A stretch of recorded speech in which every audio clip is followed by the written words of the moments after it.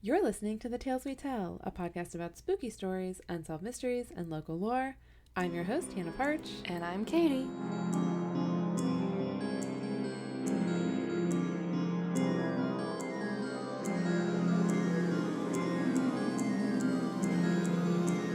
Welcome back. Oh, Yep. happy Mother's Day. Thanks. Well, let's see. It started with a mimosa in bed. Ooh. And ended with a rant that could be, decent for a stand-up routine because, oh my fuck.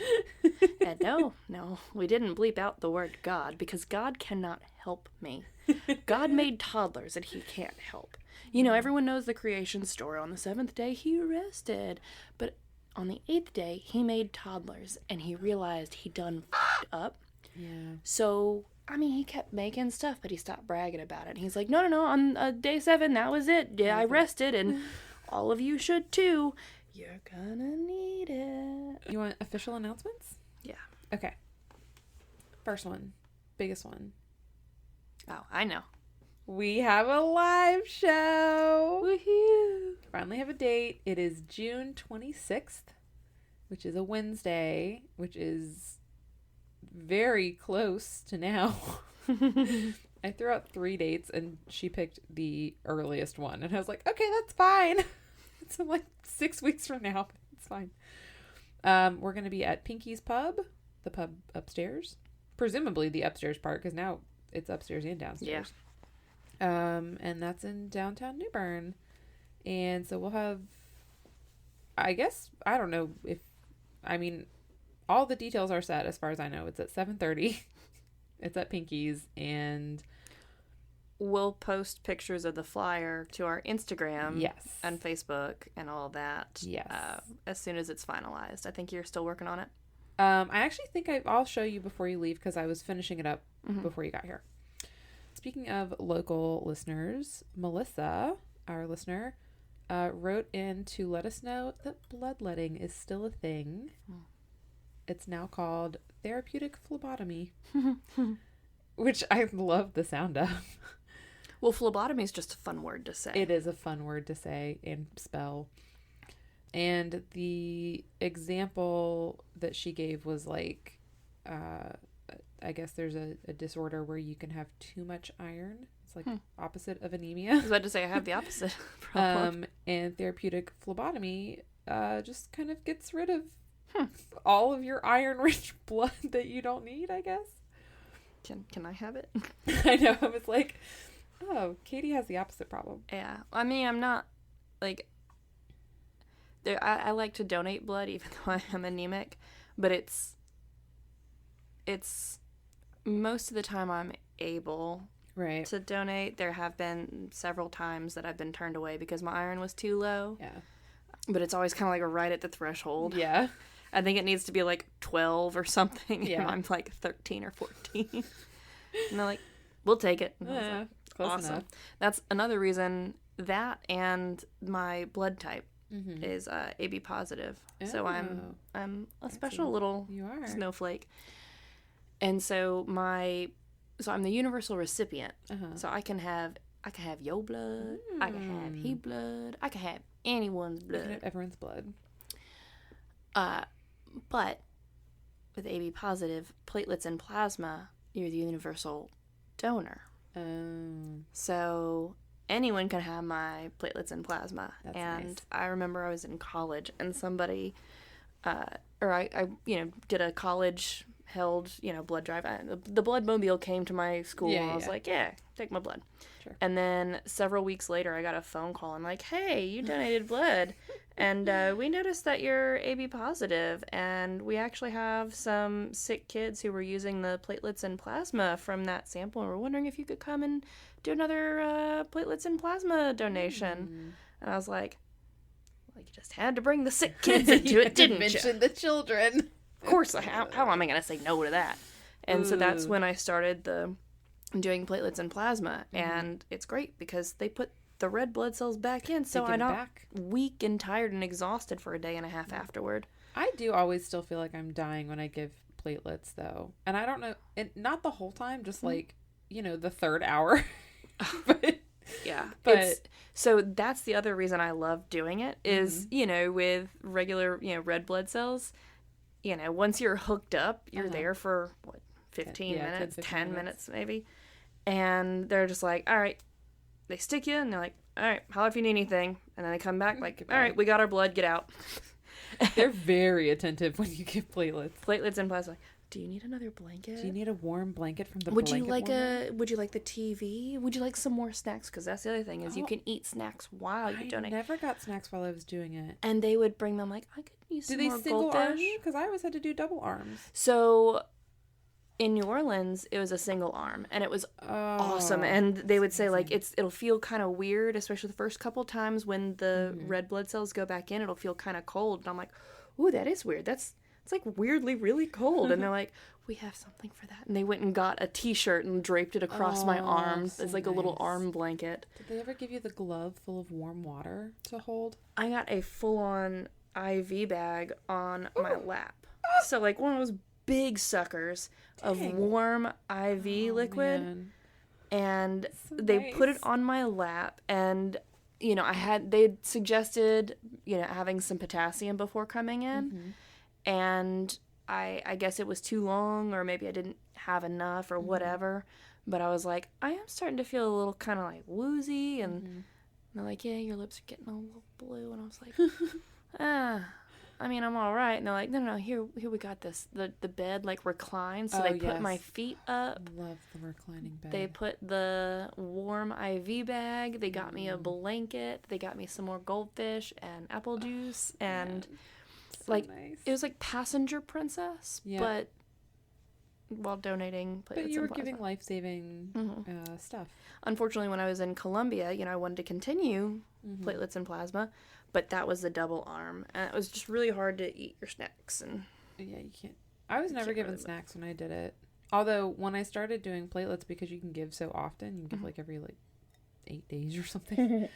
The Red Cross used to call me so much, and from here, the closest place that I know of, the closest place to do platelets is an hour away, and that was the case when I was living in Tarboro. It was all in Greenville, and I was like, I really want to, but this is like a 5-hour commitment for me. Yeah, like, I gotta it's a major inconvenience. Yeah, so and if y'all could do it a little closer, I'd be much more up for. But it's like, at that point, it's like that's your whole Saturdays. Yeah, drive out there, do it. Might as well get some stuff while you're out in the big city, and then come home, and then you're done. So yeah, so I haven't. I've only done when the Bloodmobile comes to town, or they have like the Blood Center. I like the Blood Center better than the Red Cross. Yeah, I did not enjoy donating through the Red Cross. It might have just been that particular donation center, but I didn't enjoy the process or the people or anything like that. I've done both. In the school, we'll have blood drives every couple months. So Blood Center in New Orleans is still the best. Like, I don't know how far. I think they're like a lot of the southeast, like the Gulf region. But they always had the best T-shirts. Also, they give you rewards a lot of times. When I was doing it for the shelter, I've gotten several like gift cards. Yeah, you get those Amazon gift cards for it. So basically selling my blood. Fine by me. It's worth something. I finally made something somebody wants to buy. I would buy your kid. Some days. I was about to say he's not for sale, but I don't know. I think he might be for sale. Okay, my third announcement is a shout out for Amanda because she sent me cute baby pictures and her baby's really cute. And she also sent me videos, and now we're Snapchat friends, so I can see all of cute baby stuff. So happy Mother's Day, Amanda. Okay, next announcement. This is just a funny thing. Our Giant Skeletons episode got flagged on Patreon. And for why? Well, that's what I said. I was like, what is going on? So I went and looked, and I was like, maybe we were talking too much about bones. But like that, I know that wasn't the one that we like. I think one of our Alcatraz episodes was like that was the ones we were the real bad ones. Mm-hmm. So I was like, what is it? And the thing that it said that we violated was it was like adult mature content or whatever. I think it's because the pictures I posted of the Cardiff Giant have his wiener out. His fake carved wiener. Yeah, I was like, this is a statue. Did Patreon fall for the Cardiff Giant hoax? Did they think this is a real person? So I deleted the pictures because it was like you can edit it or whatever and resubmit. So I deleted the pictures and resubmitted it, and I have not gotten another email saying that we're still in violation of the Patreon community guidelines. But I thought that was so funny. I mean, I guess it would have to be the pictures, right? Unless they're listening to the podcast, like, in which, like... Too much work for them, honestly. I mean, they'd probably run it through some AI program that's like... Yeah, they can do a transcript of it, I'm sure. And like, flag for certain words, but at the same time, like... Don't you have an option to like label as like explicit? Yeah, it did say one of our options was to make it accessible to patrons only, because after the early release, like on the regular date, anyone can go on Patreon and just that could be a way that they listen to the podcast if they want. So I almost did that, but then when I was looking through the post and I saw, I was like, I bet it's these naked giant pictures. Lord.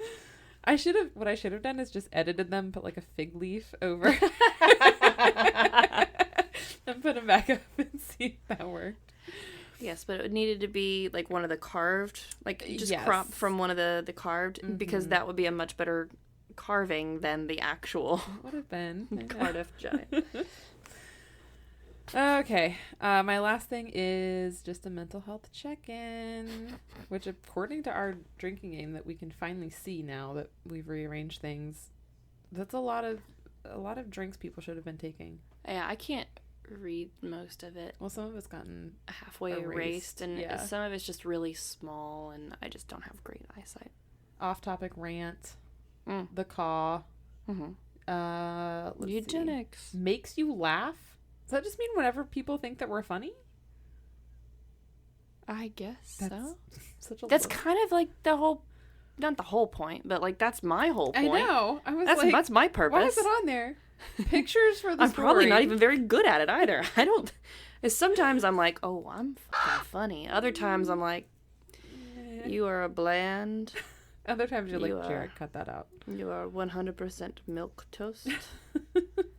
Well, another point up there is anytime we say Jarek, anytime there's pictures for the story, which I did forget today, and then mental health talk, which I guess is now.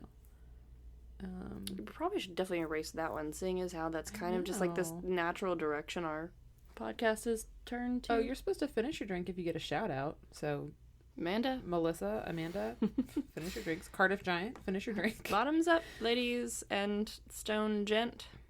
A word is... We should put on there, Hannah can't pronounce a word that is normal. Hannah reads a word out loud for the first time that everyone else doesn't pronounce. I was like in college. I feel like I've told you this story before for some reason, but I had a friend who was, reading something from a textbook as per the instructions, and she kept saying foliage instead of foliage. Okay. And so she'd say foliage, and the teacher would go, foliage. And foliage. Foliage. She'd look at him and like nod and be like, yeah, foliage. And she was just already like, nobody likes reading out loud in front of the class, no matter what age you're at. Yeah. So she was probably already flustered just trying to read through this stuff, and then he kept interrupting her and like, just confusing her with trying. And so she's like, foliage does kind of just sound like you're rushing the pronunciation of foliage. Foliage. And also, like, even people without dyslexia would, like you see that word and your brain might read it as foliage. Everyone knew what she meant. Yeah. shouldn't be a thing. Well, it's kind of like whenever I see the word epitome, Uh-huh. I read it in my brain as epitome. Oh, even yeah. though I know it's epitome. I do it more for like, and I giggle to myself. I'm like, well, isn't that the epitome of something? Epitome. There are words that I always, well, besides scythe, obviously, which I still think it should be pronounced skith. But there are words that there's words that I see that I have to pause because in my head I've always pronounced them a certain way. Or I think they should be said I don't know. Anyways, that doesn't have anything to do with mental health. I saw once somewhere that, it was like hey, you should never make fun of people who, mispronounce a word because that means they likely only ever, they've only learned the word through reading it somewhere. Mm-hmm. And that means that they were reading, so, don't make fun of them for learning through reading. So don't make fun of anyone for learning. If you get something wrong and you learn... I mean, I still reserve the right to make fun of you when you mispronounce things, that's but... fine. That's fine. The best is when I do it out of love. When I'm trying so hard and I think it's a weird word that no one's heard, and then and you just, come in. I look at you, I'm like, do you mean... I'm trying to think of the one... This thing that's very common. Something very banal. Banal. Mm-hmm. There was one that was I keep wanting to say Excalibur, but that's not it. It was something like that, and I was trying to pronounce it, and I thought it was some weird ass Latin word, and I spelled it for you, or maybe I was just spelling it. I don't know. And you were like, "This," and I was like, "I'm a fucking idiot." Yeah, I guess that's what it is. Guess you're I feel right. like that's happened once or twice. All the time. I don't think that there's any... Well, I'm not going to say that because now that I say that, something will come up. See, I'm not dyslexic. I've certainly never been diagnosed as such. And I don't generally have a problem with reading. It's more with writing. And I think it's because my brain is moving faster than my hand can. Mm-hmm. And for some reason, I will often write... when I'm writing... get T's and K's mixed up. The process, I'm like, okay, and K, my brain says draw a K, and it writes a T. Right. Same thing with D's and G's. Those are my biggest... Yeah, I can see that. Those are kind of similar. They're similar mixes. In construction, the way you write them. It's well, anyways. Everyone take a drink for that off topic. I know. It's not really a rant, so... Also, everyone check in with yourself mentally. See how you're doing. My therapist recently told me we were talking about my OCD, and she said that there's a kind of therapy for it that's essentially acceptance. Mm-hmm. And for me specifically, it would just be okay, just do the compulsions that you need to do to feel better, and just accept that that's part of you. Essentially, just accept it and don't feel shame for it. If you need to constantly have your iPad plugged in all the time because that makes you feel better, that's fine. You can do that. And you shouldn't feel shameful or worried, Well, I think that works for people who have any kind of compulsion that does not disrupt their daily life. Yeah. It is not that big of a deal for you to take a few extra seconds just to go and check and make sure that your iPad is plugged in or whatever it is. It's, the people that cannot function normally without being able to perform whatever compulsion it is, or it's okay, well, I need to go to work. Right. But I have to do all of these tasks before I can leave the house. Right. And that takes, to do all of them takes an hour and a half. And Yeah. But I think it also is good for, I don't know, just, and I heard it somewhere else too, of I mean, yes, we want to try to overcome our mental illnesses, our anxieties and depressions and ADHDs and whatever, but also it's a part of you, and the less shame you feel about it, and the more you're able to just say this is just a part of me, this is how I deal with it, and that's okay. like, I think it makes it, because I think so much of, I think a lot, at least for me, of like the problems that I spend a lot of time thinking about the shame of trying to deal with it, or just wanting to be normal and trying to whatever. And it's like, well, you can also just say, I have OCD and sometimes I have to do things and it's fine. And as long as it's not disrupting everyone's life. Like, again, like, not OCD because, you know, the world isn't going to end, my loved ones aren't going to die. Yeah. It's personal preference to the point of, like, actual discomfort that my food cannot touch. Or that, you know, if we turn the radio and there's a number on the dial, it has to be an even number. That's just and if it's on the 17, I'm just like, just 16 or 18. Just, it can be a little bit quieter or a little bit louder. And it just bothers me. Yeah. But it's not a compulsion to fix it or separate my food or whatever my other little quirks are. Yeah. Because that's all they are. They're quirks. Yeah. That's like, you could... Separating my food is straight up a compulsion. Yeah. If someone hands me a plate, I'm like, thank you. Let me just rearrange some things. But if it's something that you can't control, like not your food, but like someone else is setting the radio and you can't just like get up from your seat and change it, you can control that. You just would prefer that it would be if I know I don't have control, like if we're, you know, watching TV at somebody's house, like at my father-in-law's house, and he's got the remote and he starts changing the volume, I intentionally look away. Yeah. Because ignorance is bliss. Yeah. Like, I don't have to know. Yeah. If that's it doesn't life hack, honestly. I did that again because that's not true OCD. That's just me being, you know, quirky and having minor compulsions. Yeah.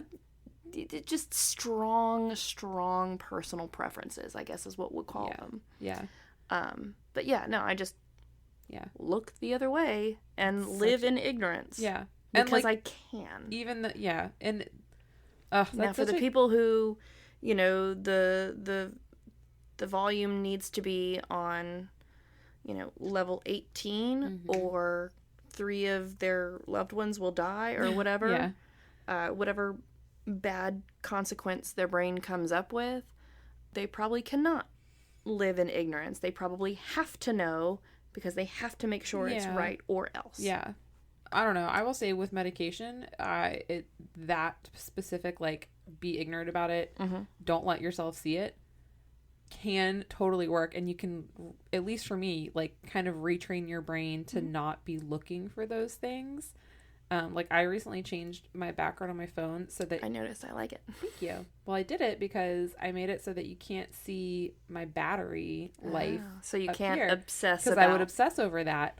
And I did it for my home screen, too. And like, if I look hard, I can see it. Yeah. But, like, something at a glance doesn't immediately catch my eye.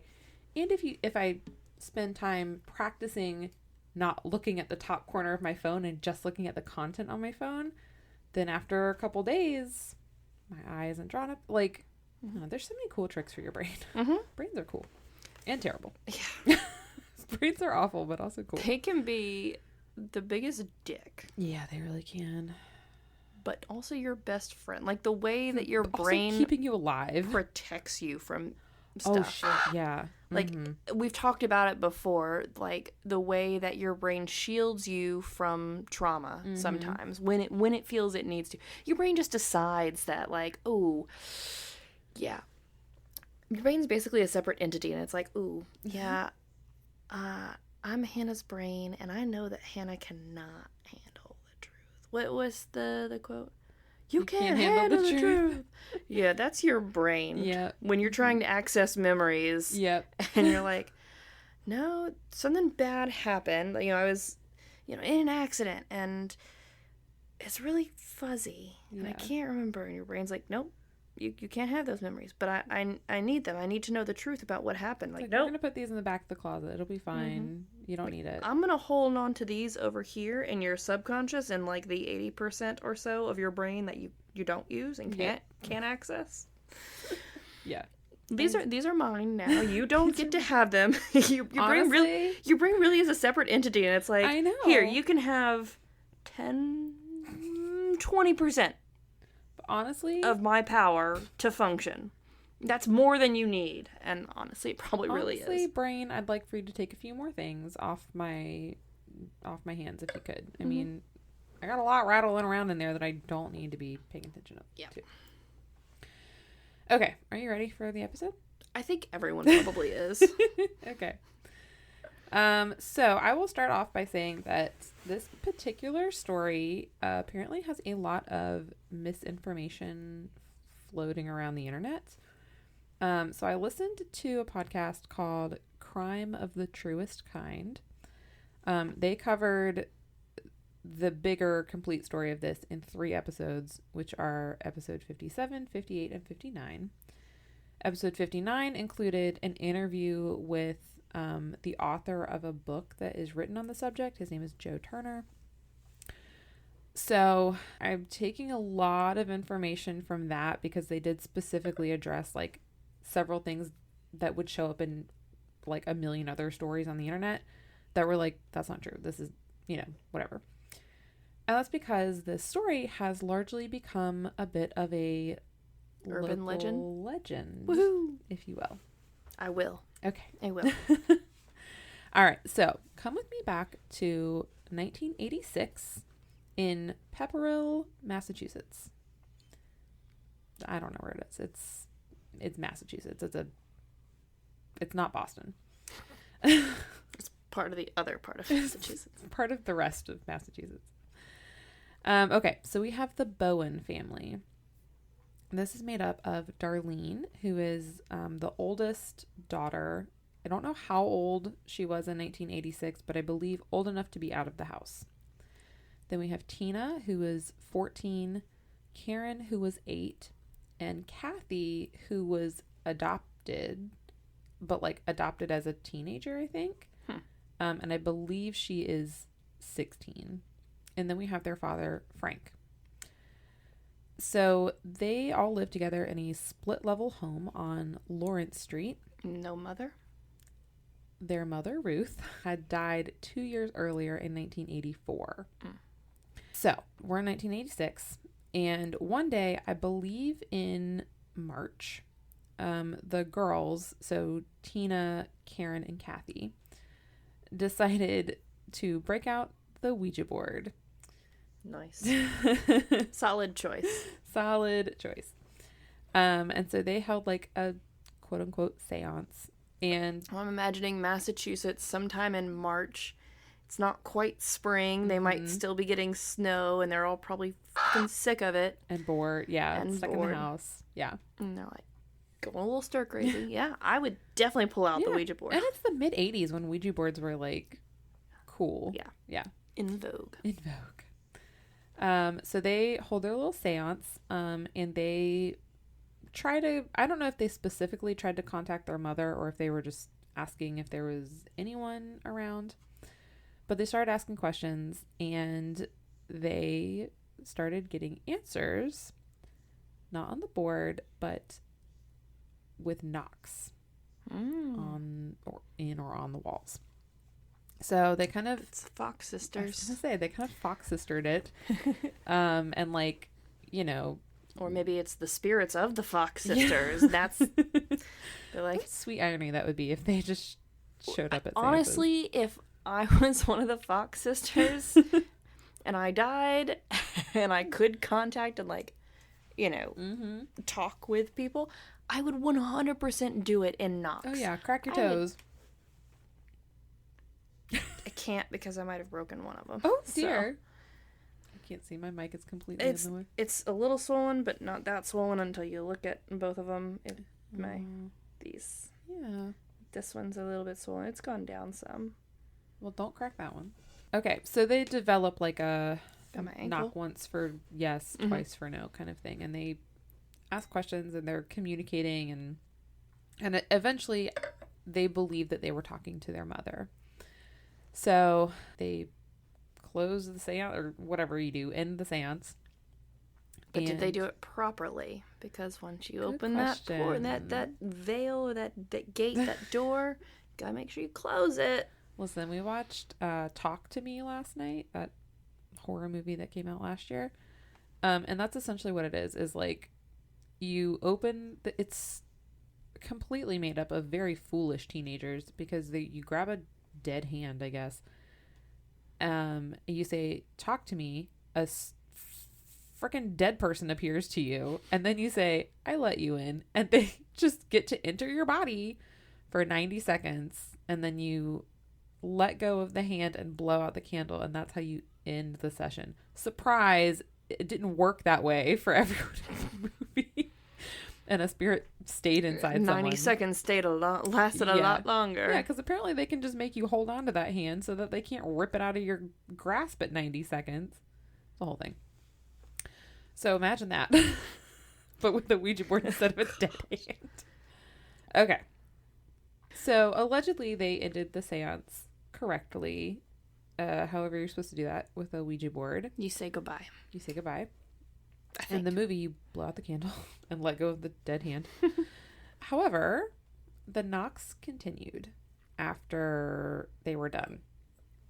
So this time without them asking questions. They would just hear knocks. A lot of times it was at night, and it got to the point where it was like disruptive. Like it was waking them up or keeping them from sleeping. So then some other things started to happen. Of course. That's the natural progression. Yes. So they would find that items in the house would be moved. Furniture would be moved. Oh, no. They adopted a cat recently. They adopted a cat who can move their furniture. Depending on the size of the furniture. It's true.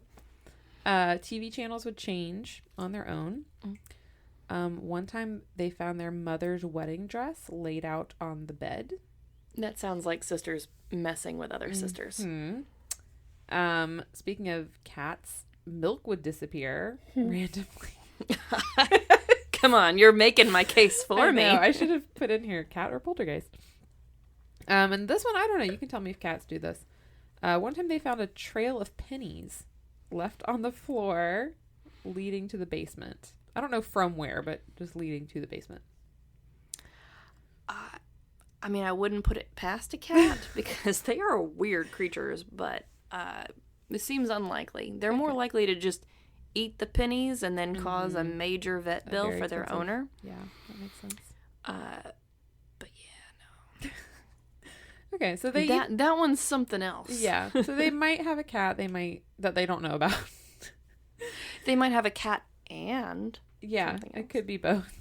Porque no los like dos. I can't even say toddler because as much as mine loves money,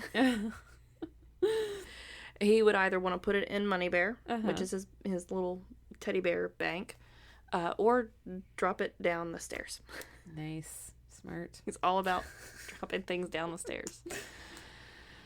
Which basically is his way of saying, hey, teach me more about physics. And I'm like, I know you're going to be an engineer, but can we, wait on the physics another year or two? I need to go and study and review. I think it's his way of just saying, my money. Nope, it's all about the physics for him, 100%. Yeah. Should get him a slinky. Yeah, we could do that. I like that. By the way, at the thrift store, they had tons of toy cars, and I checked all of them. None of them had freaking doors that opened. He would still like just regular. Those would be probably great toys to just throw in the diaper bag. Yeah. So, there were a lot of the little... Although there was a big monster truck Jeep that looked like it might have been, remote controlled at some point. I don't know. I got to go back there for wine glasses for my mom, apparently. So, I'll check on that. Everything there's, $4, so except for the things that are $10. I'll get the set of wine. It's the set of 4 blue stemless wine glasses, $5. Actual glass wine glasses. So when we were out at the bar Friday night for our Mommy Walker date that you did not join us for, sorry. It's quite all right. I was doing my other puzzle. Quite all right because I made friends with other adults who had small children, Okay, a nice. 6 and a 2.5-year-old. Nice. And they had basically just a bag of toy cars. Nice. And Walker decided that he was going to go and just, I'm like, I'm sorry, my kid is just like, I'm like, you can't just go dig in somebody else's bag. That's not, she's like, nope, that's why we bring it. We just bring the bag of cars. It's for kids to play with. Yeah. I was like, awesome, thanks. Can they have some of these snacks that I brought? Because I always pack enough snacks for everyone. For everyone. And the older kid told me that I have good snacks. Oh. And I was like, nice. that might be one of the best, like, mom compliments Such I've a gotten. nice compliment. It's like, yeah, I feel validated, I guess. A kid told me, you have really good snacks. I'm like, I'm doing something right. I'm packing the good snacks. That's like when Luke told me my house was clean. Yeah. I told my therapist that. I was like, I don't think anyone except you will understand how much this means to me. She's like, oh, that's amazing. I know. Clean houses and good snacks for kids. That's kid-approved snacks. Yeah, kid-approved snacks. Yeah, not necessarily good by all standards. But. I mean, no, I pack generally healthy snacks. Like, as far as snacks go and, like, snack foods, it was, like, pretzels, goldfish, some, like, Apple Jacks. Apple Jacks.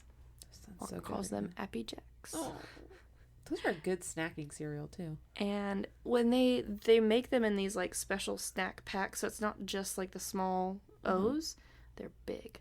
Nice. Don't tell me that. I don't Same need thing those. with Fruit Loops. I don't need those in my house. I'm already, like, foraging for sweets because I've got a sweet tooth right now. We need to do movie night this week. We do. Because I have some wine chocolates to share with you. Ooh. Chocolate made of wine? Or chocolate specifically to go with wine? Yes. Or both? Or all? Yes. Okay. Nice. And you have swing kids? Yes. Okay. Cool. Now I just need to figure out what I'm going to cook.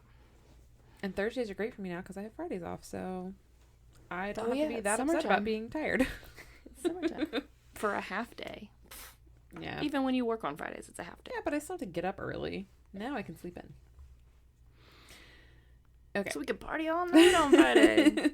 I mean, I still have to get up I was early gonna say, and I'll deal with still the be toddler. tired. I won't have all the consequences. Okay, so the Bowen girls, they eventually stop believing that their mother is communicating with them, and now they think that they might have a little demon maybe in their house, because they like weren't. It wasn't just like playful stuff. It was like freaking them out a little bit. Yeah, no, because no mother is going to try and communicate by laying her wedding dress out on the bed. Yeah, that's a little weird. Leaving a trail of pennies. Yeah. I mean, yeah, mom might move furniture around. That one, I'll give the mom. Yeah. Because I recently repainted an entire room all by myself. I've moved a lot of furniture around. It's like, Sheldon, before I put all this back, I want to put it back this way. And he's like, that's fine. I was like, good.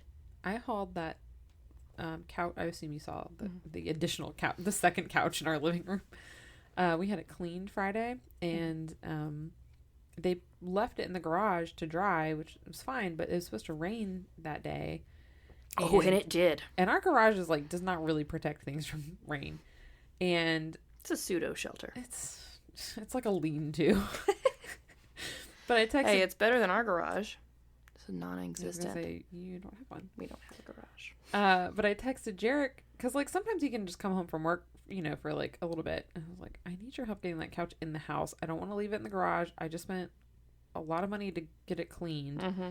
And he was like, I'm sorry, I'm really busy. Like I'm with a customer now, and I've got someone else coming in. And I'm like, okay, whatever. You're making us money. So I texted Connor, and I was like, are you working? And he said yes, but like half the time he's like working from home, can do, can go to the bar. And he's like, why? Like if he's not in an active meeting, he can sometimes. But then again, if he's like actually working on a task, cannot.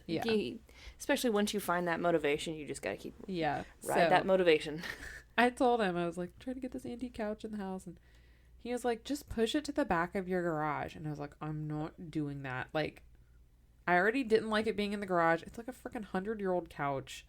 We have, I don't know. things don't stay clean in the garage, and I didn't trust it with the rain. I hauled that whole fucking thing from our garage. If you look closely in the daylight, you can see it's got like metal pieces underneath the feet of it. Mm-hmm. And it looks like chalk marks because you can see where I dragged it. And then I shoved the whole thing through my front door. I'm surprised I didn't throw it out my back. And I know I had a neighbor across the street who was just watching the whole thing. But I got it in the house and Thank Lyra. Unharmed. I know. Like mostly unharmed. Well, also, all the time that I was moving all the furniture around, you know, because when I was painting that room, like, it's an overstuffed room, and I could only do it, and since I was doing it by myself, there's only enough space in the room that I could pull everything away from one wall and paint that wall, let it dry, and then put everything back. Yeah. But as I'm moving these large pieces of furniture around, I'm just like, you know, women are so strong. Whoever was like, oh, women, the weaker sex. Bullshit. Never met a woman who had a home DIY project in mind that they wanted to do right then. That had a hyperfixation on rearranging a room. Even who doesn't have a hyperfixation, or is someone who's simply like tired of asking their husband to, like, hey, can we move this? Can you move this bookcase? Can you move this bookcase? Can we move this bookcase?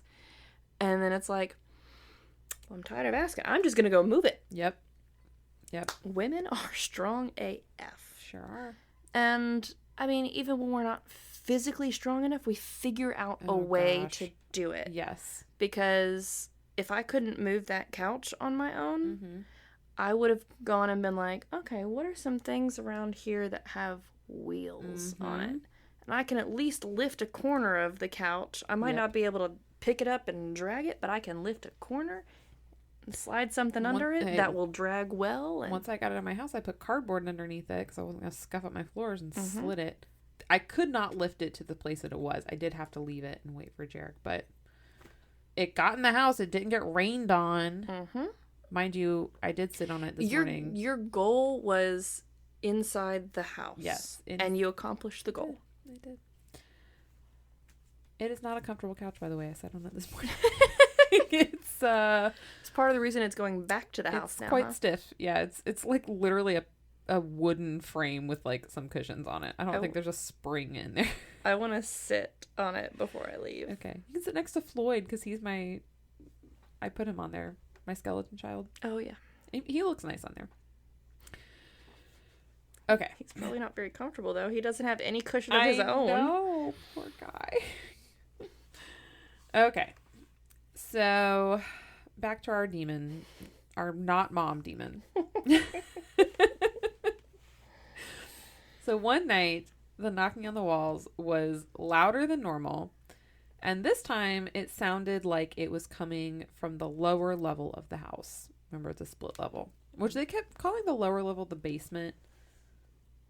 I'm thinking of split level that's like... So, I have... Our friends have a split level in Virginia, and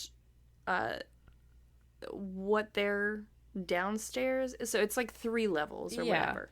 So, you go up like a half flight of stairs. Yeah. And that's like upstairs. So there's the street, like the front door. You can either go like half, you've got a whole floor there, or you go half a flight up to some bedrooms, or like half a flight down to basically a basement, or the street entrance. So like you can, there's the driveway, and they converted, so instead of having like a garage and basement, they converted it to like a larger basement. So you can go in the basement door. Okay. Or you can go walk up the yard a ways to... Anyway. Yeah. So I would call it a basement too. The lowest level. So these girls get really brave, and they're like, we're going to go downstairs and find out what is making the noise, I guess. Find the demon. So they go downstairs. And faulty furnace. Well, what they find is a message written on the wall in what appears to be blood. And it says, "I'm in your room. Come find me." But at which who point... is it talking to, unless they all share one room? So they leave the house. They're like, "No thanks. We don't want to find you anymore. Goodbye." They go to a neighbor's. They call their dad because their dad was working, right? Because he's a single parent. He's got a whatever. And like Frank thought kind of what you had initially thought, like they're all playing pranks on each other. Like it's just getting out of hand. This is getting out of hand.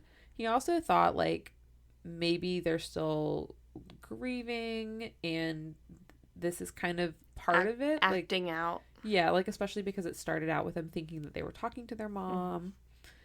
Eventually he does, I think, send all of them to like therapy essentially, which I mean, however you get to therapy is fine.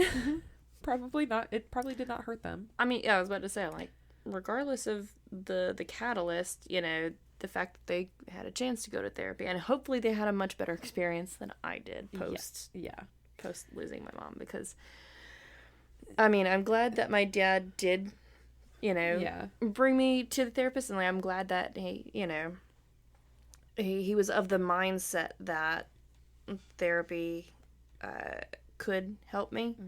Was this a therapist that like told everything that you said to your dad immediately afterwards? It was not his fault that that she was a shitty therapist. Yeah. Like I don't want to say that she was a shitty therapist. Sounds like she was. She was a shitty therapist to me. Yeah. She might have been very good and helpful to others. True. But because, yeah, I don't want to just, like, disparage a person just because I had a bad experience with them. Yeah. Well, just kind of like, fine. kind of like, you shouldn't disparage therapy just because you had a bad experience with it. Like, I've had several experiences with therapy, some good, some bad, but I keep going back and I keep trying. And so therapy's not for everyone. Yep. Like, I don't know. And you find there's other forms of therapy yes too, you know, like it doesn't just have to be with a licensed professional. Yeah, it doesn't have to be talk therapy. It can be art therapy or music therapy. There's lots of different, and there's also nature therapy. Yeah, or try puzzles. Those are great. I love puzzles. You can get them for $1 at a lot of thrift stores. Read smutty romance novels. There you go. I mean, it doesn't solve your problems, but it turns your brain off from thinking about them. Sure does. Do some cross stitching. Well, listen, we're full of crafts that can distract from your mental illness. Oh my gosh. Try knitting. You can both watch TV or watch, you know, movies and TV and make a sweater. And by doing those two things, your brain is too focused on those other activities that it doesn't have time to think about your problems. By the way, things in Called the Midwife have gotten wild. One of the nurse's boyfriends that she, like, I think didn't really like that much. I don't know, got into an accident. I left the room for that part, so I don't know how. Suddenly he was in an accident. He had to get his foot amputated. We're all upset about that. Terrible. Then he dies suddenly. Spoiler alert, everyone. Because of like a blood infection. Clot. Blood clot. It's so out of nowhere. I can't. Oh my gosh, they're bringing in so many new nurses. I think one of them's a lesbian. She hasn't said it yet, but she did say something about this other nurse's boyfriend. She's like, "Don't worry, he's not my type at all." And I was like, Is it because he's a man? Or is it because he's like a giant set of red flags? No, he's a priest. He's pretty cool. A priest that can date, I guess. So a father or a pastor. I don't know. He wears a collar. So I don't know. Most religious dudes in collars can't date, I thought. Well, he's dating Trixie, so I don't know what to tell you. I think her name is Trixie. Trixie's cute too. I'm not even a little bit gay, and any kind of man of the cloth is definitely not my type. I would have that exact same reaction, like, that is not my type. Well, have you seen Ewan McGregor in Angels and Demons? I have not. That was a priest I was sexually attracted to. I hope Jarek never takes that sentence out of context. Oh my gosh. Okay. So, girls are in therapy. The knocking continues. The therapist is not talking to the demon, I guess. So one night, and I don't know if this is, I don't know when in the timeline this happened. A lot of this information is just like, here's a bunch of stuff that happened. We can't tell you when it happened. We're going to be really vague about it. We had a similar story, not I guess subject matter wise, but like similar in that there was a haunting and here's a whole bunch of stuff with no timeline. Yeah, it was the Smurl family haunting, I think, wasn't it? Okay, I think so. Because in the book they would just be like, it was a summer morning. Yes, and that was the one where the girl was like, I had a dream that my dad was intimate with another woman against his will. Hag. Yeah. Yes, the one where it was the demon. That story. Yes, yeah. yes. And I was like, no way. No, that's some girl sitting down at the breakfast table saying, I had a weird dream last night. I had a dream, Dad, where I saw you banging this other lady.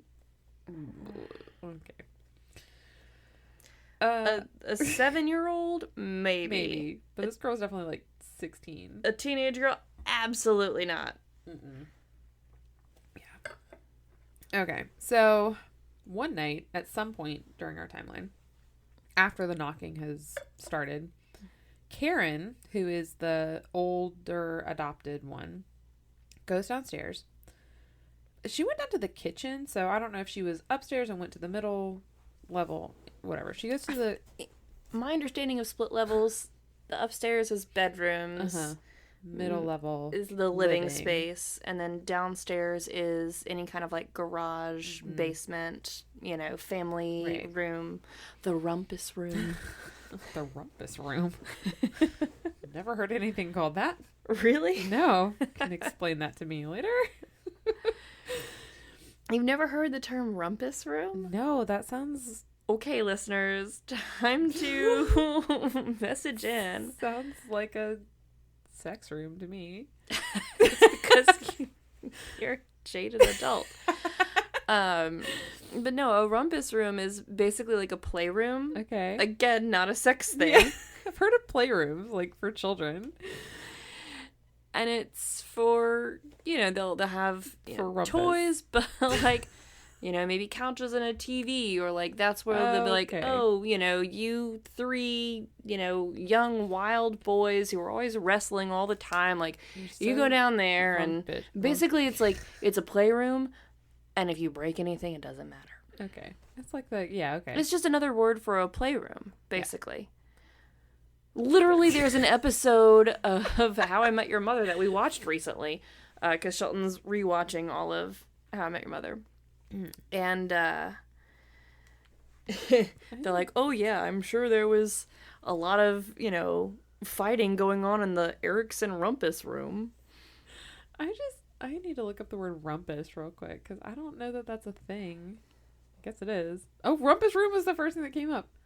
Rumpus, a noisy disturbance or commotion. Yeah. Okay. It's where you send the kids that are, okay. To go... Like go rambunctious. Yes. Go be noisy over there. Go be rambunctious. Go play. Go wrestle. Go fight. We don't fucking care. There's a nightclub in New York called the Rumpus Room. Again, all of those above things apply. Okay. Go fight. We don't care. All right. So, yeah, a rumpus room. A rumpus room. Okay. It's a thing. Okay. Well, she was not going to the rumpus room. She went to the kitchen. And it's nighttime and all the lights are off, and she sees a dark humanoid figure. Shadow people. Sitting at the kitchen table. So every now and then when I talk to my dad, he's like, I'll give him updates on Critter's development. And I'd be like, I have one important question to ask. Is he still talking to the shadow people? Yes. Shelton still hates it when we reference the shadow people. I kind of hate it too. My dad and I get a huge kick out of it, probably because how much you and Shelton hate it. Did we do an episode on shadow people? Because if not, I'm going to do one. We should. Okay. I really need to go back and do that episode on mimics that I started to do and then got too scared. Maybe I'll do it on my my monster ABCs, because S is for Sasquatch, who lives in the nude. Mm-hmm. But we've already done Sasquatch. So I can do S is for shadow people. Okay. I'll try mimics again. We'll see how I feel about that.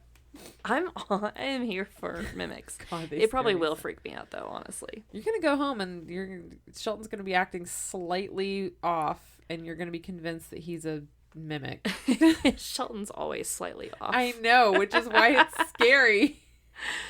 So, I mean, I already live with a toddler. They say creepy stuff all the time. He hasn't gotten to, like, super creepy stuff yet, but he is now officially talking in actual sentences. Okay. Hate that.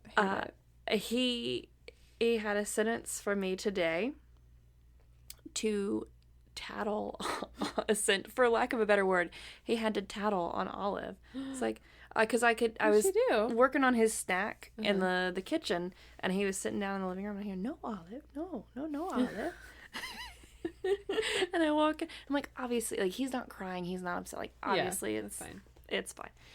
And I walk in the living room, and he goes, Mama. I was like, yes, Walker. He goes, Olive lick. I was like, did Olive lick you? Yeah, nodded his head. It's like, oh, Olive licked Walker. And he goes, Mama, Olive lick Walker. Oh. Or, he says Wawa. Yeah. So cute. And then, I wish I could remember it. Another one, he said, I'll think of it later. Yeah. But, yeah, he's just, I mean, he's full on repetitive mode now, where he'll say a phrase and he'll say it over and over and over. And I'm like, okay, is this just you learning and, like, cementing into your brain? Yeah. Or is this echolalia? I don't know what that is. Have you ever had the thing where your mind just says a word and it's like a record skipping, and you're just like, oatmeal, and you just keep saying it over and over in your head? No. That's probably because you're neurotypical. Oh, I guarantee that I am not. My brain does repeat things, just not single words. Echolalia, again, not a professional, and I haven't done a ton of research on it, is when in children who will repeat words or phrases just over and over and over again constantly, is generally a sign of autism or some type of neurodivergence. Right. Generally autism. But it's so hard to differentiate, like, what is true echolalia versus, like, normal communication, like, speech development. Right. Because, like, I'll say something like, oh, put on Walker's shoes. Or put on Walker's black shoes. Well, black shoes. Put on Walker black shoes. And so he'll say that phrase over and over again, like 20 times, but then he'll stop and move on. Yeah. But then there's other things, like, he'll randomly, like, remember, like, oh, Dada's white truck. I was like, yeah. Dada's white truck. Dada's truck is at work, because Dada is at work. And, like, I'll say something, and then hours later, he'll be like, Dada at work. I'm like, yes, Dada is at work. And so, like, how much of that is just, like, he's recalling memories versus... Anyway. Yeah. Okay, our shadow person is hanging out at the kitchen table. So, Karen runs back upstairs to tell everyone there's something at our kitchen table. When they come down to look, it is gone, obviously. More messages begin to appear on the walls. Again, unclear when in the timeline. One message says, I'm back. Find me if you can. Another one says, marry me. And that one's in Tina's room. So I'm still, like, teenage girls pranking each other. And also potentially one of them having, like, multiple personality. Okay. Or, like, a type of schizophrenia for, like, writing these messages. So, On December 8th, 1986. So it's been March to December. Okay. So the girls have had some kind of experience. They've run out of the house again. They call Frank. He comes home. And I think they all kind of come in the house together. He notices that things have been, quote, tossed around the house more than what the girls had described. He also finds... So they're like, things are in a disarray, and he comes in and he's like, a burglar was in here looking for things. Or they just said, like, we're hearing noises, and he comes in and is like, our furniture is upside down or something. Yeah, like, they would have mentioned that. So he finds a picture of their family stabbed through with a knife, like pinning it to the wall. And the knife had gone through Tina's face specifically. Is she the adopted one? No, she is the 15-year-old. And then he... Sorry, you didn't print out any pictures with everyone's faces and names and ages like you used to? Sorry. You've gotten lazy. I know. Oh, we have a felt board behind us. Yeah. And I don't have felt people with names and ages and faces. I printed out like 12 felt men. I feel like... You could have at least put out names and ages. I know. Sorry. I should move the whiteboard down here. That'd be easier. Yeah. Okay. Anyways. I got to spend all day antiquing and puzzling. You know what? I braved the crowds yesterday to finish this episode because I went down to Pinky's because I have to... Braved the crowds. Everyone was at the air show yesterday. Not true. Everyone was downtown for a stupid car show that I didn't know about. I did see a really cool car drive through my neighborhood yesterday. Okay. Well, both streets that I tried to turn down were blocked. The first one was obviously blocked. The second one, you had to turn down before you could see that it was blocked. So then you had to, like, turn around. And then I had to walk through a million people to get to the freaking bar. And then... you didn't text me to make sure that I was aware of the car show to take my child who loves cars to go and see them. I was too upset about it because everyone was there. And then I was going to sit downstairs and try the food that they have. And there were just too many people and I had to go upstairs. And then there was someone sitting at the table I wanted to sit at. So I had to sit at a rickety old table that like spun around like a freaking lazy Susan. It was a whole mess. I did get carded though, which was nice. Anyways, point being, I finished the episode. I worked on this. I also did our flyers for the live show. Okay. There's a knife through Tina's face. Through Tina's face. Then they find that someone has used their toilet, which I can only assume means that something has been left. Someone defecated in the toilet. Yes. At least they didn't leave an upper decker, right? Or was it the way you're looking at it now? No. Okay. All I know is, all anything ever says is someone used the toilet. Also, it's one of those things is like, you know, you've heard of mostly like teenage boys talking about it as a prank or whatever, or like you've heard of that prank and like, you know, it's not cool, but like, truthfully, I've never heard of it. Really? Nope. I've never heard of anyone doing that. Well, I mean, I don't think I've ever heard of anyone, I don't know anyone personally. Yeah. That has done it or that has experienced it. I think it's one of those like urban legend pranks. And so it's one of those things, it's like you never think, you're just like, oh, that's a really, pun intended, shitty prank to pull. But you never really think like, okay, well, based on my knowledge of how, you know, toilets work and everything, like, what does that really mean for, you know, the workings of the toilet, and like, what are the true impacts here? Yeah. I think everyone just kind of stops at like, oh, someone pooped in the tank, and like, that's a bad prank. Like, we don't want that to happen. Correct. Because I'm trying to think about it now, and I'm like, okay, well, mechanically speaking, How do we do that? But also, like, you know, I'm used to, like, our toilet's working in this certain way, but one of our toilets has a different flush mechanism that I'd never seen before until this toilet, now that I need to fix it. And how would that impact it? Sorry, I'm trying to find a picture for you. I'm trying to find it that's not gonna... Here we go. I'm trying to save it so it doesn't, like, ruin the whole thing for you. Okay, so someone has used the toilet.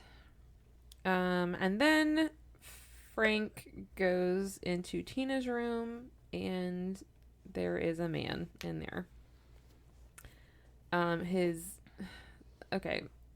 Unclear. Possibly his face is painted, and he's wearing maybe a fur coat, but he is definitely holding a hatchet and a wrench, and he is hostile.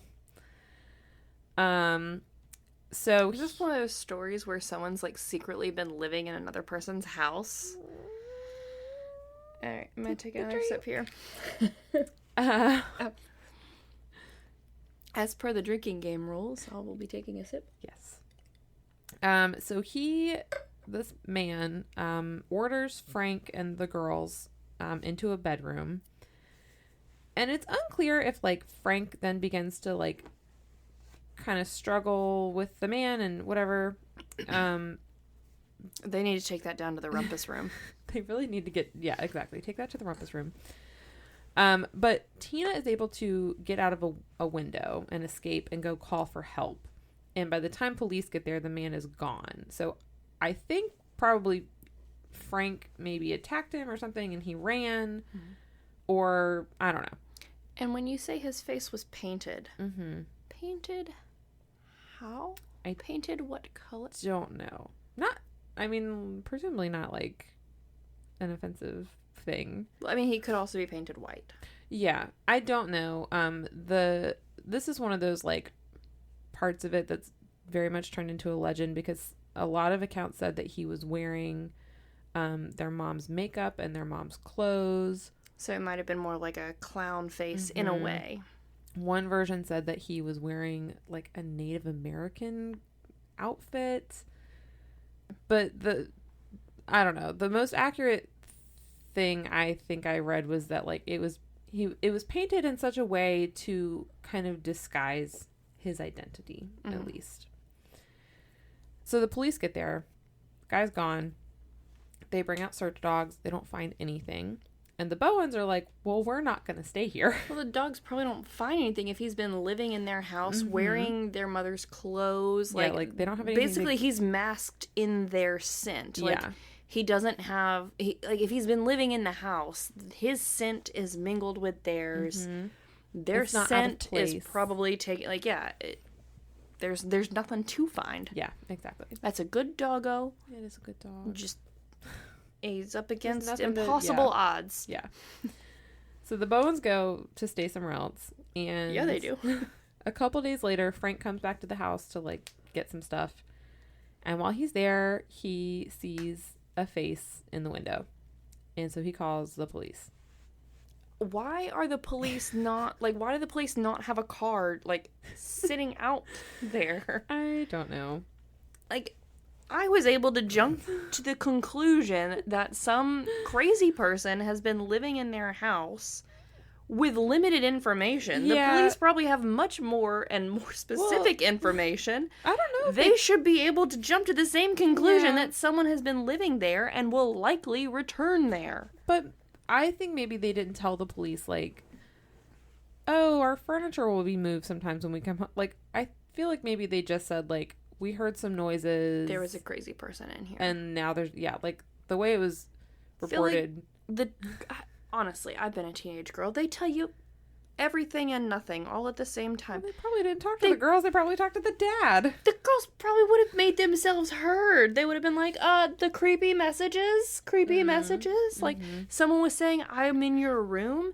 And all of a sudden, yes, now there is some crazy person in my room. Well, again, apologies for using the term crazy. That's okay. Police show up. They find another picture, I think, unclear again if this is like another picture or this is the first time the picture happened, but they find a family picture with a knife through it pinned to the wall.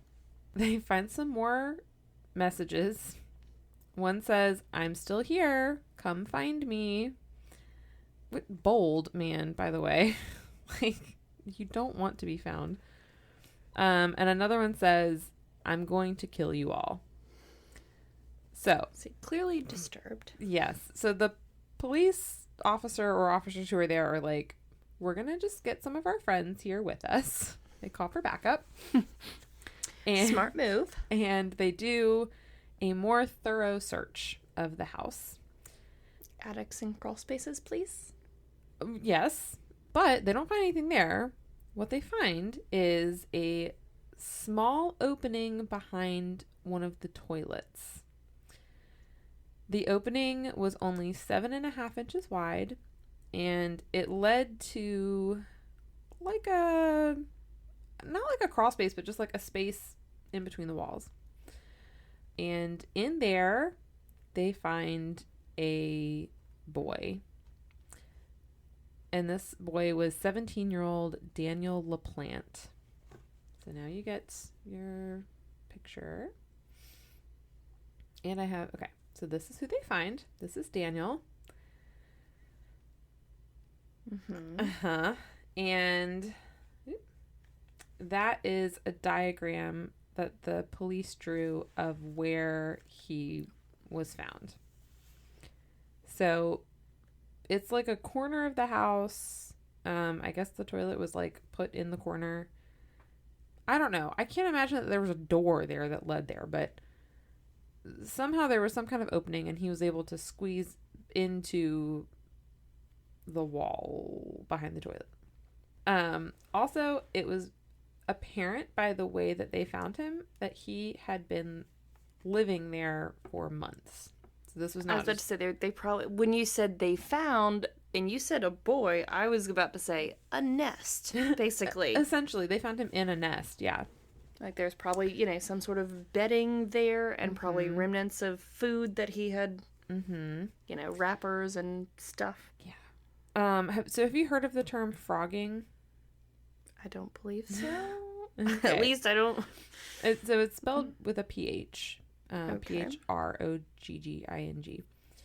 So that's essentially someone secretly living in your home. I hate that it's a common enough occurrence that there is a term for it. Oh yeah, and there's horror movies that have been made about it. I've seen Tumblr posts of people finding like hidden passages in their walls and like clear evidence that someone has been like a banana peel that was fresh enough that like, oh gosh, like there's still yellow on it. Yeah. And you're like, banana peels don't stay yellow for more than like a day or two. Yeah. Okay, well, if you are someone who is prone to paranoia, skip this next part. Because according to brinkshome.com, like the security system, here are some signs to look for if you think someone is frogging in your home. Okay, strange noises, especially during the daytime. Missing or moved items. Pets on high alert. And the feeling of being watched.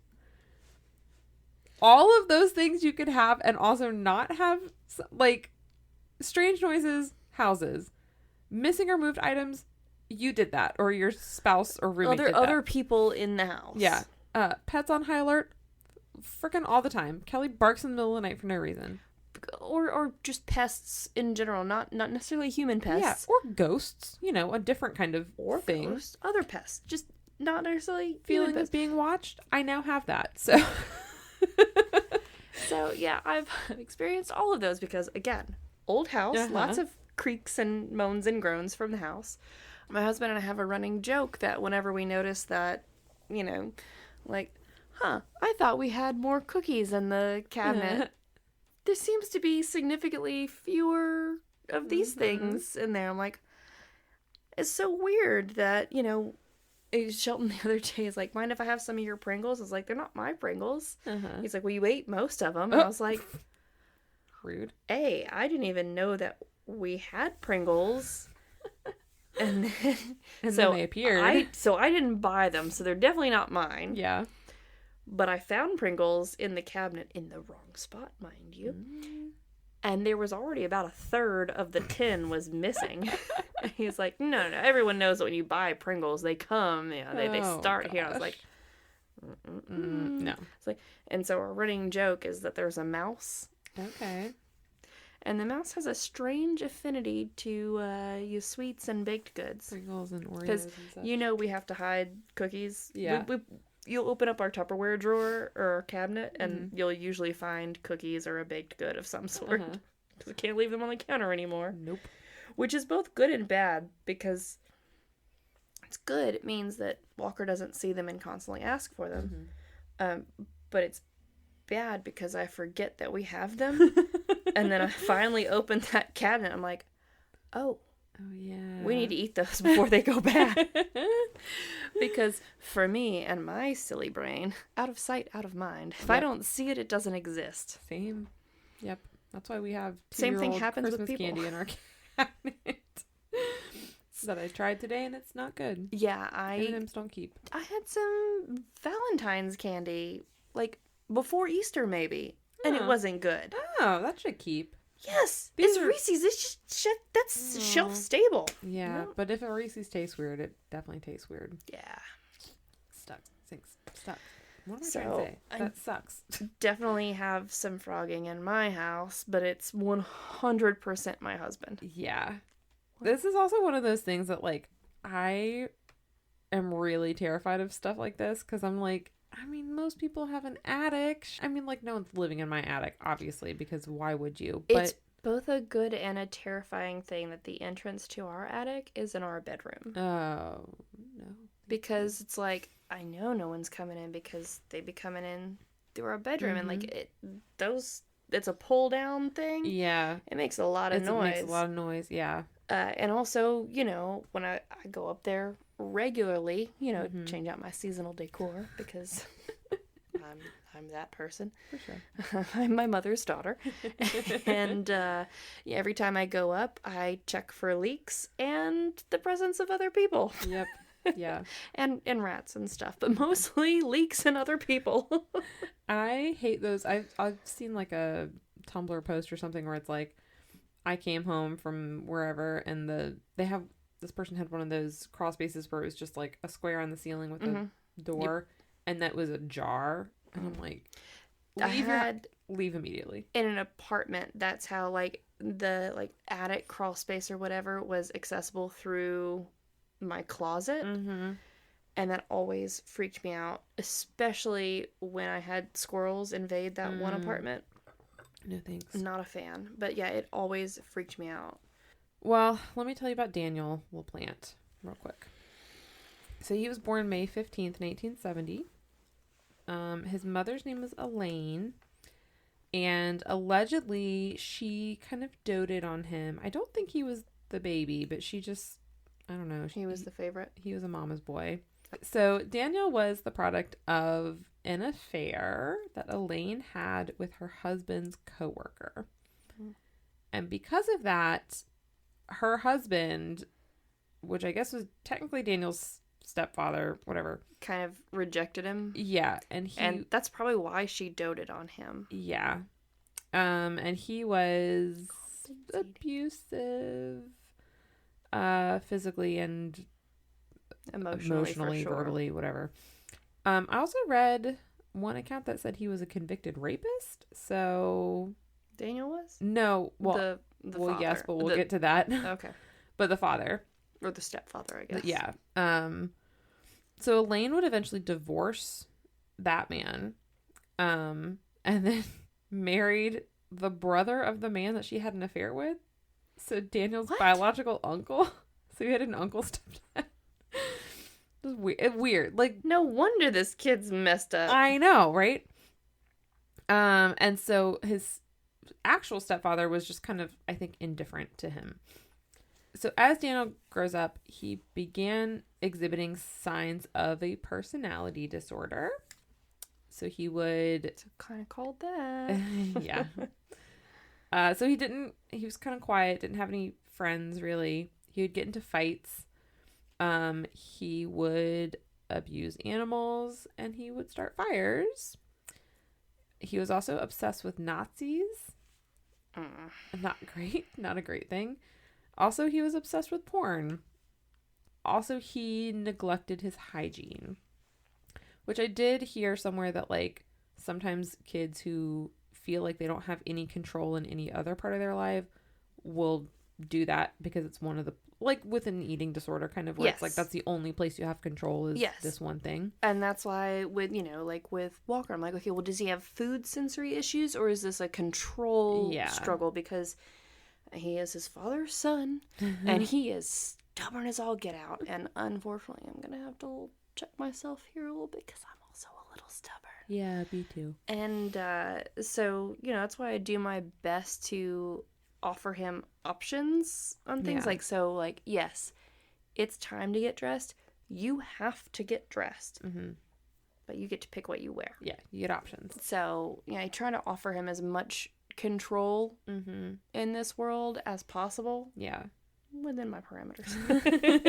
But again, he's 2, not 17. He's not 17, true. Daniel also didn't know how to act around girls. And there are credible accounts that he would, like, touch them inappropriately. Well, again, if he's, like, addicted to porn. Like, he has... So that's a problem. See, all right. That is a problem with porn. Because I'm not going to go into there's a lot of right versus wrong versus, you know, it's totally fine versus it's awful. Yeah. But that's a problem with porn for young boys. Yeah.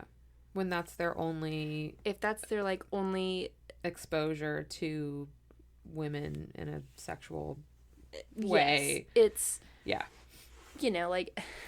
certain types of porn because there's hundreds of fetishes and different styles and like everyone's got their interests and preferences and whatnot and that's fine when you're an adult, right? But when you're a young impressionable mushy-brained teenage boy brain, yep. The examples that you should be getting are different. Yeah. Well, also... than what is readily available. If you likely have sociopathy, which is what... I don't know if he was officially diagnosed with that, but that's what I heard is what he had. I mean, again, not a psychologist, but yeah, I'm not going to argue with you on that one. At one point, Daniel was charged with sexually abusing a 14-year-old girl. Those charges were later dropped for lack of evidence, but it was the 80s, so he probably did it. Yeah, it's kind of like, well, what other evidence can this 14-year-old girl give you other than telling you? So while he was in school... he was referred to a psychiatrist by someone.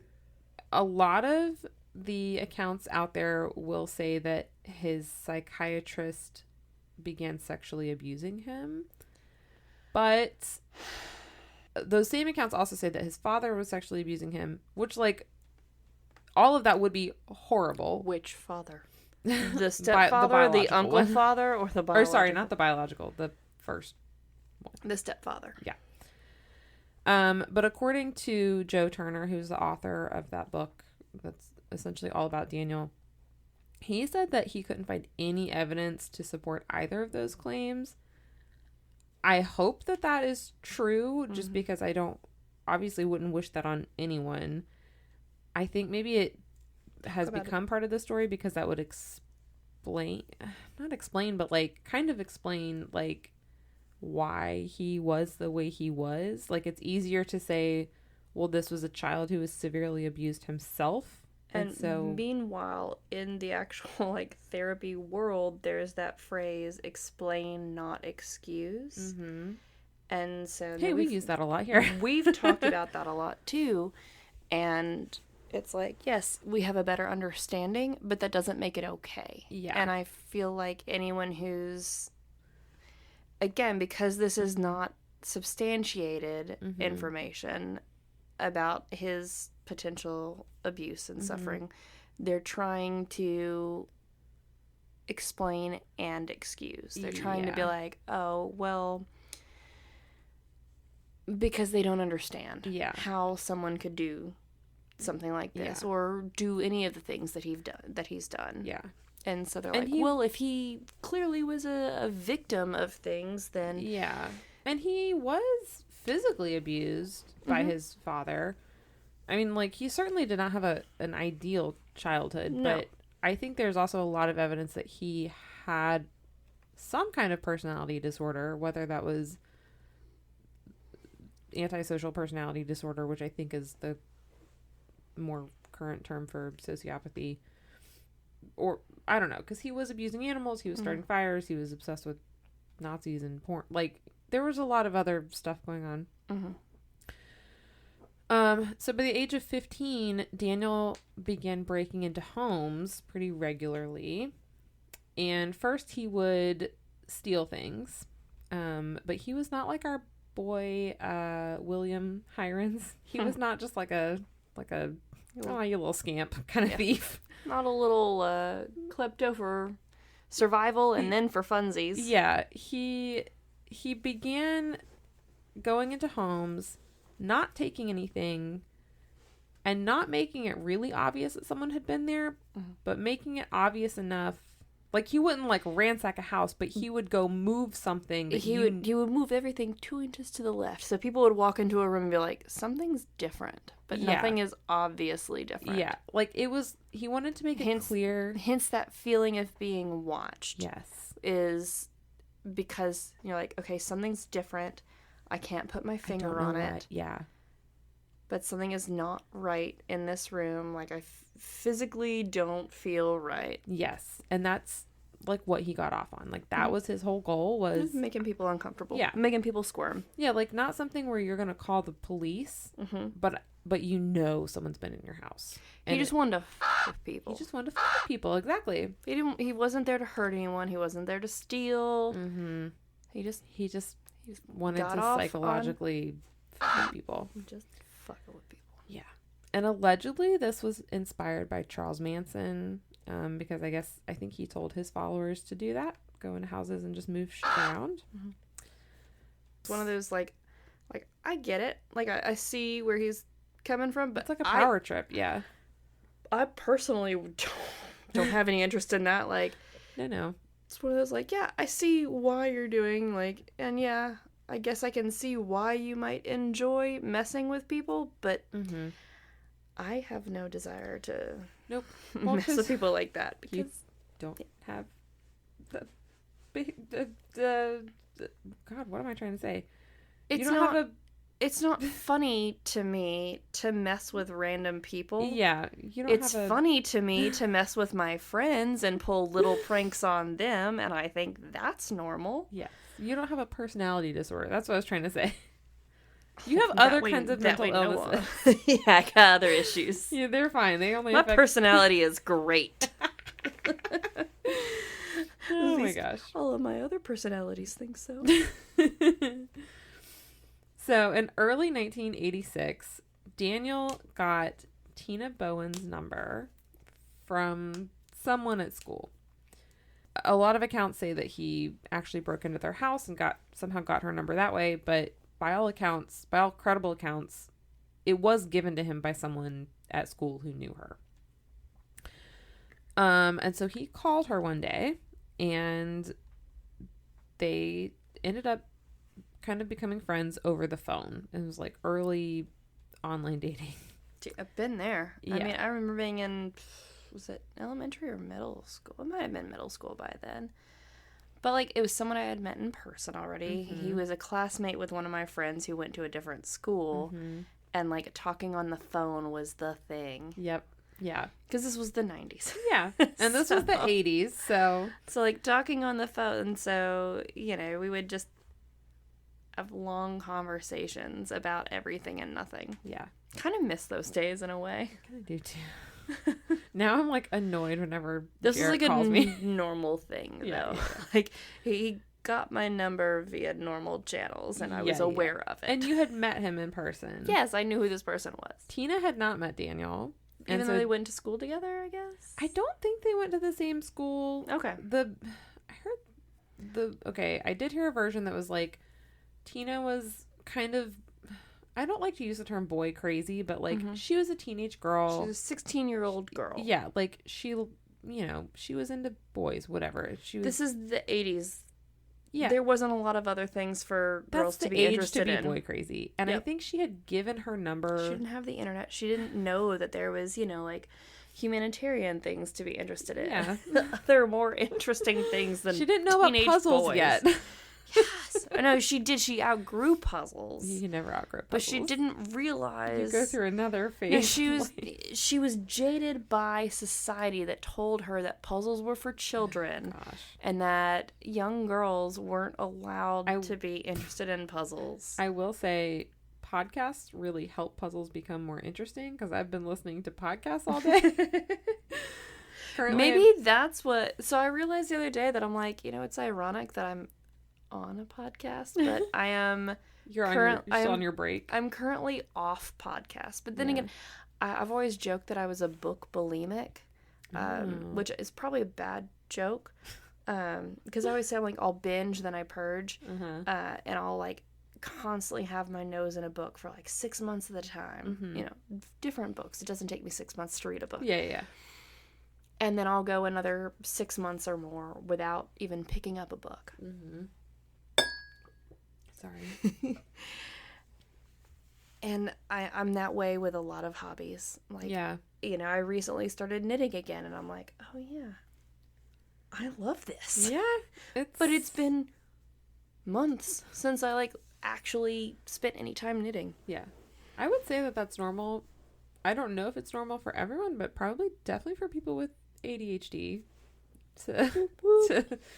I'm normal in my own way. Yeah, you're normal for what kind of brain you got.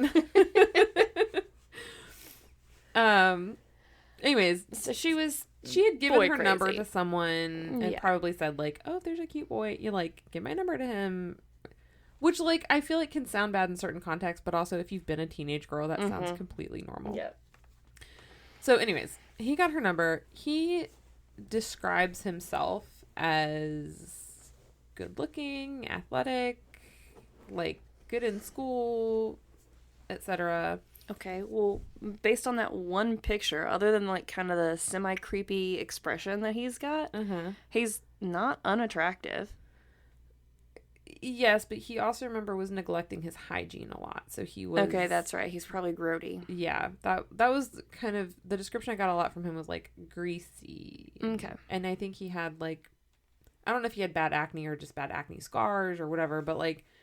He probably smelled, was a little greasy. Yeah, Not and he good breath. He didn't do good in school. Like, he was just describing... He didn't do well in school. He also didn't do good things in school, probably. So he was catfishing her, essentially. Yeah. Classic case of catfish. But eventually... I thought you were going to say, like, oh, I'm a blonde jock. And I was like, well, I actually think he did describe himself as blonde. That's a super catfish. Yeah. Anyways, they eventually agree to go on a date because they have been talking and whatever. So they go out on Good Friday of 1986, which was in March. They go to the movies. And... obviously, when Tina meets him for the first time, she's like, you are not what I pictured. I have been catfished. Don't know what that term means yet, but it's happened. She's been frogged. Oh, gosh. But she went on the date to be nice because she's a nice girl. According to Frank, her dad, so they went on a date Friday, and then on Sunday, he had Easter dinner with them.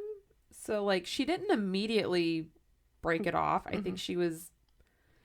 Well, I mean, if probably they've been just talking on the phone for a while, like she probably did have like an emotional connection with him, and like she was probably just very conflicted with the whole. This is a person that I know, but like meeting them in person, they are... Like, she just has a conflicting of, like, okay, who I know as someone I've talked to, and then there's the mental image of this person, and then meeting them in real life is very different than what I've imagined, and trying to be, like, open-minded, I guess, about, like, okay, just because I pictured you one way doesn't mean this way is bad, but again, like, greasy and smelly. Yeah. And, like, honestly, you're describing, like, every first date I went on when I was in my 20s, until Jarek. He matched pretty closely with his pictures. But, like, you look at pictures, people put their best pictures on dating sites. You talk to someone, you might, like, click with someone in, like, a chat, and then you meet them for a date, and that physical It's just not there. It's not there. Yep. Been there for sure. It's also very possible that, like, she went on this date and then, like, her dad was like, we should invite him to, you know, like, it may not have been her that said, like, well, if she's been talking to him on the phone, like, how much has he opened up about his personal life and how much has she shared with the family? Like, oh, I'm talking with this guy. I've got this friend. Yeah. And his home life is so sad. And, like, yeah, which I don't, you know, he's got a stepfather but also an uncle father and then a biological father. To be fair, it's a whole mess. He didn't know that his stepdad was his uncle until he was in court. Anyways, they have Sunday Easter dinner together. During their first date, Tina had told him about her mom. And Daniel had apparently been just, like, a little too interested in that. Had asked a lot of questions, wanted to know a lot of details about... How did she die? What was it like in her last moments? Exactly. All of those things. And then later at school, Tina's friends told her that Daniel was facing sexual assault charges. And that was kind of the end. Smart girl. Yeah. So unclear if at that point Tina decided to break things off, or if some accounts say her dad found out and was like, nope, you can't, no more contact. There were also accounts that said Tina realized that she had kind of been leading him on and just was like, I need to just stop this now.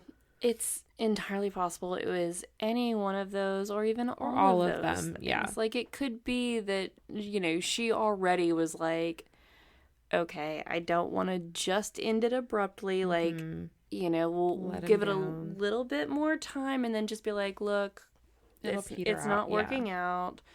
It could entirely be like, okay, after spending Easter Sunday with this kid, her dad was like, that is not the boy I want for you. Yeah. I really want you to end things. He's not allowed over here anymore. You're not allowed to talk to him. And it could also be like, as soon as she heard about his sexual assault charges, she could have been like, okay, nope, I'm not going to let this kind of peter out for a little bit. I'm going to end it now. Yeah, like this is that's the nail in the coffin. I needed. Yeah. Well, unbeknownst to her, Daniel had been living in the walls of her house since March. Her house was 8 miles from his own home, and he would ride his bike over there. Apparently one day he just, like, walked into the house, like the door was unlocked. I don't know how he found this space in the walls, but he did. He probably, like, walked in, maybe some people were home, and, like, hid in the bathroom. And then, while he was in there looking for another, like, oh, I'm trapped in here. How do I... Oh, look, a space in the wall. Oh, gosh, it's so creepy. Now I'm going to go, like, hide myself in places in the house and try to find I know. Places. I know that there's, like, But I'm only going to do it when Shelton's home. Not to freak you out, but, like, there's a space in the wall behind you that I've heard there's not. Noises. No, there's not. Okay. In my mind, there's not. It doesn't exist. My walls are just solid blocks of plaster. So he wasn't, like, staying there, like, all the time. It's not clear how consistently he was staying there, because sometimes he wouldn't be there for, like, weeks at a time. But he did, like, learn the family's schedule and, like, obviously began to like kind of fuck with them. Like he saw them doing the seance and he was like, oh, I've got a great idea. So when he was found by police, he was obviously arrested. And that was in December. For that, he was sent to juvenile detention for 10 months. I think he was sentenced for longer, but after 10 months, his case was transferred to district court, and his mom mortgaged their home to make the $10,000 bail so that he could come home. And his new trial date was set for December 11th, 1987. As soon as he got out of jail or juvenile, whatever, he began breaking into homes again. Just started over. He didn't go back to the Bowen's house, but he just like kind of reset and started over. One of the homes that he entered belonged to Priscilla and Andrew Gustafson. And sounds like a fake name. It's not. I'm probably just saying it weird. Gustafson. So on December 1st, so this is a little more than a week before his trial, he goes back to the Gustafson home. Unclear if he was just there to like move some stuff around or if he was going to steal more stuff, but he went there, and while he was there, Priscilla came home, which he was not expecting. Priscilla and her, one of her 2 children came home. And I am not going to tell you the details because that is a whole other story. But he did murder them. And as he was leaving, their other child, Abigail, came home from school, and he also murdered her. And then he went home and attended his niece's birthday party. Because it was a normal Tuesday for him. Because it was just a normal day for him. There was a lot of physical evidence left at the crime scene that pointed to him. Like a piece of a condom and like the shirt and gloves that he had worn were found. Like he wasn't super smart about it. So police kind of quickly like honed in on him. They questioned him. And I guess they were waiting on like results to come back because they didn't have enough that they could like actually arrest him. After he was questioned, he ran away. He like made a break for it. They obviously go after him, and on December 3rd, he was found in a dumpster. Fitting. And he was arrested. At that trial, he was charged with the triple murder of Priscilla, William, and Abigail Gustafson, and found guilty and sentenced to 3 consecutive life sentences. Good. He did appeal in 2017 to try to get a reduced sentence, but that was denied. Good. So he has been in prison for that whole time. And then just a weird fact is that his mom and also Tina, so Tina has like come to terms with everything. She has like found it in her heart to find forgiveness for him. God bless her. She and Daniel's mother, for whatever reason, believe that Daniel was hired by Andrew Gustafson, the father, to kill his family. Like they think that he wasn't really a murderer. He was just hired by this guy because in the days leading up to it, Daniel had like a lot of money, like he had cash on him. He had also been robbing homes. Yeah, if he's been breaking into homes, of course he's going to have money. Yeah. And... So, I don't know why Tina is choosing to believe that. Maybe because she doesn't want to think that like, I would imagine that she doesn't want to think this might be Tina's brain protecting her. Yeah, she doesn't want to think that she came that close. Because he said too that like when Priscilla came home, he thought, oh, I could just jump out the window and leave, but for whatever reason he decided to stay. And I've heard a lot of things that similar to that Idaho case, what's that guy's name? the guy who broke into that the home and killed those 2 girls and the one girl's boyfriend in Idaho. Yeah. Yeah. I've heard with him as well that, like, essentially this was likely this was essentially a serial killer who didn't get the chance to continue. This was the start of his escalation. You know, Yeah. It started as just messing with people. And, you know, I think he got that satisfaction from messing with people, especially messing with the Bowens for so long. But then being put away and no longer being able to have that outlet anymore to break into homes, to mess with people, to satisfy his urges or whatever. And then once he was out, he started doing it again. And it might not have been, you know, maybe his time away he might have spent a lot of time, reminiscing and therefore kind of glamorizing in his memory, like, oh yeah, I remember doing this, like breaking into this home and messing with these people, and I got such a kick out of it, and like that felt so good. And then now he's finally back at it, and he's like, it's not as satisfying as it used to be. And, you know, I mean, if he's already got sexual assault charges, like... Yeah. It's like sexual assault and then like he was probably stalking / whatever you want to call what he did to Tina and her family. And then to triple homicide. And so now it's like, okay, so the plan was just to break in, maybe steal some things, mostly mess with the people. But unexpectedly, like, this isn't the plan. The wife's home. You know, I can hide, or I can, you know, like, fight my way out or whatever. But like, oh, it's just a woman. I can fight and then some. Yeah. And it's probably one of those, like, that's just the escalation. Like, once you start, it gets worse and worse and worse. And like, and I will say that the breaking and entering was no longer satisfying. It wasn't giving him that high. Yeah. I mean, I think anyone who just kills a child, whatever. But the way that he burn in hell for the rest of them forever. Yeah, it very much indicated someone who does not have any empathy for anyone. Doesn't see them as human. Exactly. And so the implication is, had he not been arrested for that, he would absolutely have probably killed again. You're probably right. Like, we were just watching him escalate, and now he had gotten to the point of that's what he needed to do to get that kind of thrill.